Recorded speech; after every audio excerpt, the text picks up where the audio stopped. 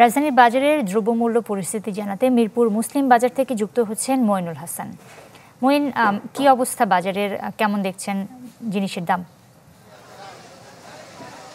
আপনি নুসরাত জানেন যে দীর্ঘদিন ধরেই কিন্তু নানা সংকটে রয়েছে এই দেশের বর্তমান অবস্থা। কিছুদিন আগে ফেনীর যে বন্যা এবং তার পরবর্তীতে এখন উত্তরাঞ্চলের যে বন্যা, এরই কারণে কিন্তু নিত্যপণ্যের যে দাম, বিশেষ করে ব্রয়লার মুরগি, সবজি, এই পণ্যগুলোর দাম কিন্তু বেড়ে গেছে।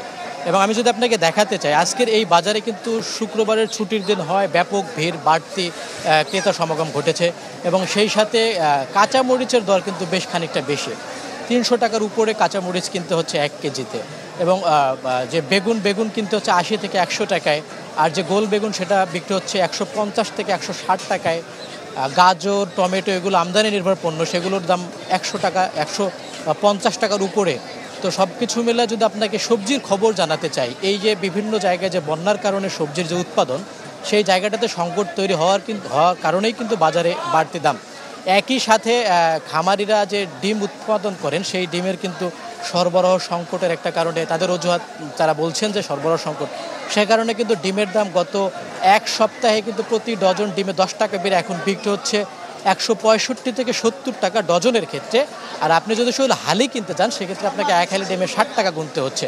একই সাথে ব্রয়লার মুরগি বিক্রি হচ্ছে 185 থেকে 190 টাকা, এবং সোনালী মুরগি গত কয়েকদিন আগেও যেটা ছিল 250 থেকে 260 টাকা, সেটা কিন্তু আজকে এই বাজারে বিক্রি হচ্ছে 280 টাকায়। এবং ইলিশ মাছের দাম কিন্তু সেই চড়া, যারা সাধারণ মানুষের যে নাগালের বাইরে চলে গেছে ইলিশের দাম, সেটা কিন্তু সেখানেই রয়ে গেছে। এই বাজারে 1 কেজি ওজনের বেশি ইলিশের ক্ষেত্রে কিনতে হচ্ছে ইলিশের যেগুলো 1 কেজি ওজন হয়, সেগুলো বিক্রি হচ্ছে 500 থেকে 600 টাকায়। একই সাথে আপনাকে বলে রাখতে চাই, গত দুদিন আগে কিন্তু বাংলাদেশ পরিসংখ্যান ব্যুরো যে তথ্য দিয়েছে মূল্যস্ফীতির, সেখানে কিন্তু আমরা দেখেছি যে সার্বিক মূল্যস্ফীতিটা 9.92%, এবং খাদ্যে গত মাসের তুলনায় প্রায় 1% কমে সেটা কমে গেছে, এখন হচ্ছে 10.4%। তো এই যে বাজারে যখন ঊর্ধ্বমুখী, তখন কিন্তু নিত্যপণ্যের দাম যখন ঊর্ধ্বমুখী, তখন বিবিএস ডেটা বলছে যে মূল্যস্ফীতি কিছুটা নেমে গেছে।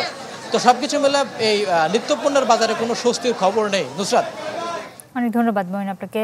দর্শক, নিত্যপণ্যের দ্রব্যমূল্যের পরিস্থিতি জানাচ্ছিলেন মঈনুল হাসান।